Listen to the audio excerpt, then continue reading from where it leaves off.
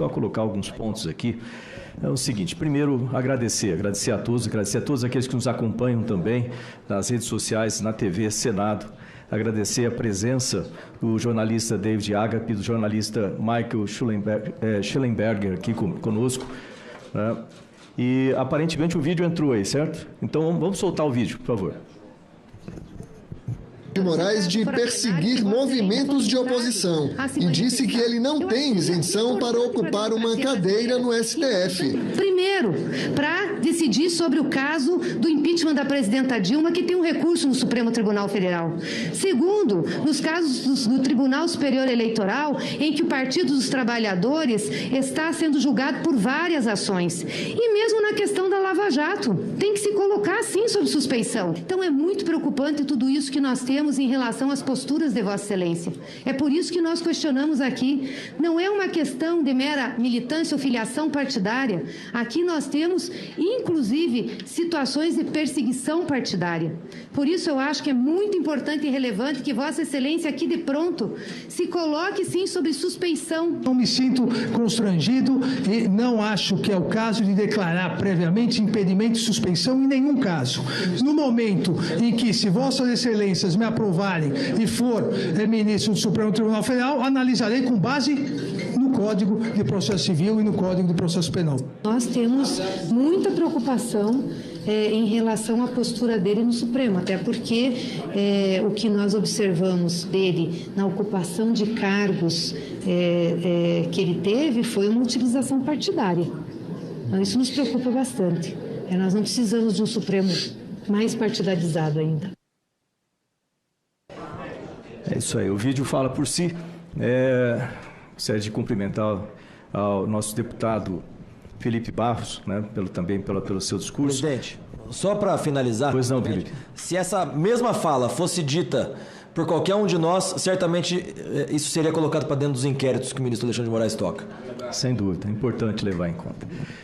Então, eu gostaria de colocar algumas palavras aqui. Teoricamente, nós vivemos nesse país com uma forma de governo democrática, republicana, presidencialista, lembrando que forma de governo é como que o governo é organizado, e também um regime de governo democrático, certo? Como que o governo interage com a população, um regime democrático. Para quem me conhece já há bastante tempo aqui, sabe que eu não gosto de acusar as pessoas sem prova ou usar emoção, ser emocional ou ser injusto.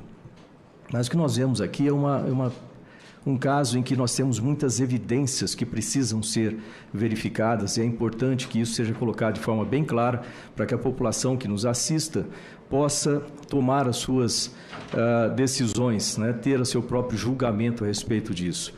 Uma coisa importante para relatar aqui, por exemplo, eu não vi nenhum parlamentar de esquerda, o que é muito estranho se for pensar na defesa da democracia, já que isso é uma ação para defender a democracia e a liberdade, nós não vemos nenhum parlamentar de esquerda, que deveria ser o fato, né, constante. Outra coisa importante pensar em relação a esse regime democrático e o que significa antidemocrático. O artigo 1º da Constituição, nós temos ali um parágrafo único que diz o quê? Né? Todo poder emana do povo, que o exerce através dos seus representantes ou de forma direta. É bom a gente sempre ter isso aí em mente para começar a pensar sobre o que é democrático e o que é antidemocrático. Certamente todos nós queremos defender a democracia. Ela pode ter defeito, mas ela é, na minha opinião, acho que na maioria aqui, como que é o melhor regime de governo que nós podemos ter. E tem alguns pilares da democracia que precisam ser preservados sempre. Um deles é a proteção da vida, outro a proteção da liberdade e o outro a proteção da propriedade. Né? Sem dúvida nenhuma, a gente tem que estar sempre com esses valores, esses pilares em mente. E a pergunta que eu faço é o seguinte: o que é antidemocrático tendo isso aí em mente? O problema acontece quando a gente vê a palavra democracia, ou o conceito de democracia ser distorcido para disfarçar um autoritarismo entrante, vamos chamar assim. Em termos de liberdade, né, o que é antidemocrático realmente? Liberdade é a proteção da liberdade que tem que ser preservada. Ou seja, qualquer coisa que vá contra essa liberdade, ou a censura, chamando em outra palavra, isso é antidemocrático, sem dúvida nenhuma. A vida, proteção da vida, senador Girão. No momento em que nós defendemos, que alguém defende o aborto, alguém defende drogas contra a vida, isso é antidemocrático. No momento em que alguém defende qualquer coisa que possa trazer insegurança jurídica com relação à propriedade, isso é antidemocrático, pelos conceitos que a gente acabou de falar aqui. No momento em que você estabelece um comitê da verdade, composto por pessoas, um grupo de pessoas, quem garante que as pessoas vão realmente ter ou ser donas da verdade? É importante, isso é antidemocrático. No momento em que você cria narrativas para substituir informação, ou cria desinformação para substituir informação, isso é antidemocrático. No momento em que você tem um rito, eu não sou advogado, mas os advogados aqui podem falar que tem o rito jurídico destruído, onde a acusação, como foi falado, acusação, toda ela feita, a investigação, toda ela feita por uma mesma pessoa, isso é antidemocrático, se a gente for pensar. Agora, o que não é antidemocrático? Quando você tem a manifestação do povo, que pelo artigo 1 que a gente acabou de falar, uma manifestação pacífica e verdadeira, isso não é antidemocrático. Isso eles estão fazendo, inclusive a população, e já aconteceu isso no país, no começo da década de 90, se a população, se o povo, que é o dono, vamos dizer assim, do país, decidir mudar a forma de governo, de democracia para monarquia, como já teve até um plebiscito aqui, o povo pode fazer isso, ele é o dono do país. A manifestação do povo não é antidemocrática, de forma nenhuma. O direito à expressão não é antidemocrático.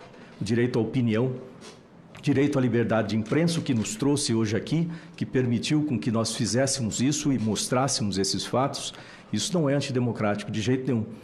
Criticar uma pessoa, falar de uma pessoa, alguma coisa que você tem uma opinião, isso é antidemocrático, tem leis para proteger, né? Se a pessoa se sentir ofendida, existe isso.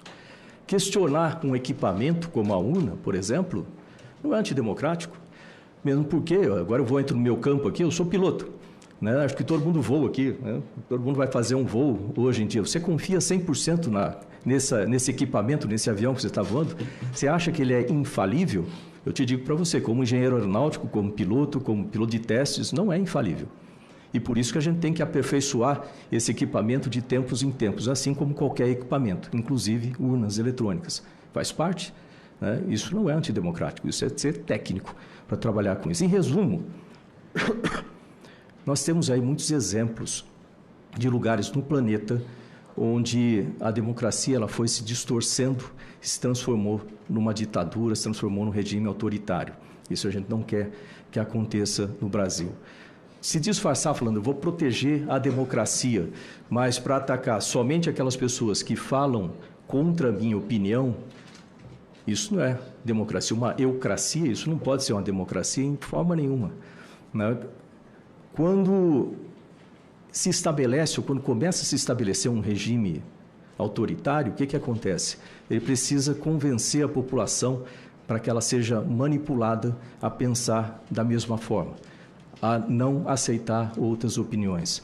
E se você tiver opinião diferente da minha, isso é desinformação, porque eu, como regime, sou o dono da verdade. Será que isso é democracia para valer? Né? Ou se você fizer alguma coisa que vá contrário ao que eu determinei, isso é antidemocrático. Será que isso é democracia mesmo? Se você fizer alguma coisa, ou dizer alguma coisa que eu não concorde, isso é ilegal. Será que isso é democracia para valer? Passar por cima das leis? Então, a gente tem que defender essa democracia nossa aqui, sem dúvida nenhuma. E eu vou deixar algumas perguntas aqui para pensar, né? Para as pessoas pensarem como um todo, que a primeira é o seguinte: depois de tudo isso que a gente ouviu aqui, raciocinem. O que é, ou quem é, ou o que está fazendo realmente atos antidemocráticos no país? Quem pode, portanto, né, como o senador Rogério Marinho falou, daquele jurista alemão, quem pode ser, portanto, encaixado naquela figura que o jurista alemão descreve ali? Depois de se estabelecer um regime autoritário, em que você perde a liberdade, né, quem vai estar protegido? Será que a esquerda vai estar protegida? Será que a direita vai estar protegida? Todo mundo vai estar no mesmo barco. E é importante a gente ter isso aí em mente. A falta de outras pessoas aqui é um risco muito grande para todos nós. Não acredite que alguém vai estar protegido, porque um regime autoritário ele vai afetar a todos nós. E uma pergunta que eu deixo aqui é para o nosso jornalista Michael Schellenberg, né, com sua experiência internacional, né, como que a gente pode divulgar tudo isso para o mundo de uma forma eficiente e que nós possamos ter, de alguma forma, um efeito em abrir os olhos, principalmente da juventude, que, como você falou, né, na juventude a gente acredita em algumas coisas, para que eles percebam tudo isso, né, e não entrem nessa situação. Obrigado. Obrigado a você.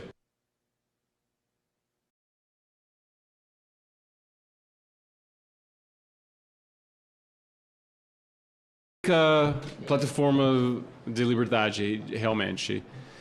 Mas eu acho houve uma mudança de gerações. As pessoas com 20, 30 anos, eles apoiam mais a censura. É uma coisa triste, eu acho. E você vê na cultura de cancelação que existe, né, de cancelar as pessoas nas universidades, eu acho que é mesmo aqui que nos Estados Unidos.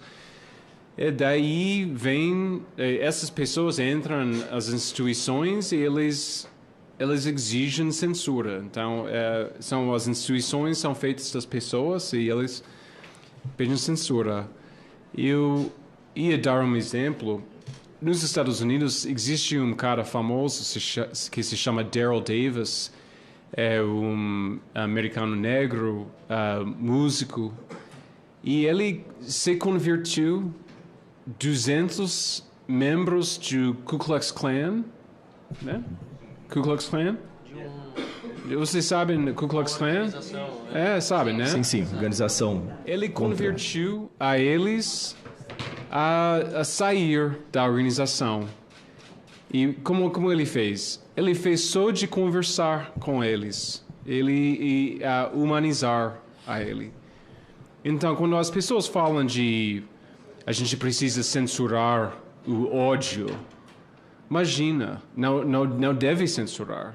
Deixa o ódio falar e falar contra ele. Essa é a única maneira que a gente sabe como enfrentar ódio. Outra maneira de censurar só fica muito mais pior. O que ele fez, ele perguntava aos racistas, ele perguntava, você acha essas coisas sobre eu? E ele perguntava questões, né? Eu escrevi sobre isso hoje, mas ele faz perguntas, ele tem uma discussão.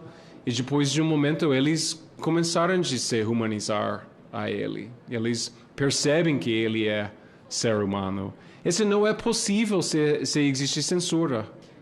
Mas eu acho que eu dou esse exemplo porque eu acho que os jovens ficam terrorizados da ideia de deixar os racistas falar.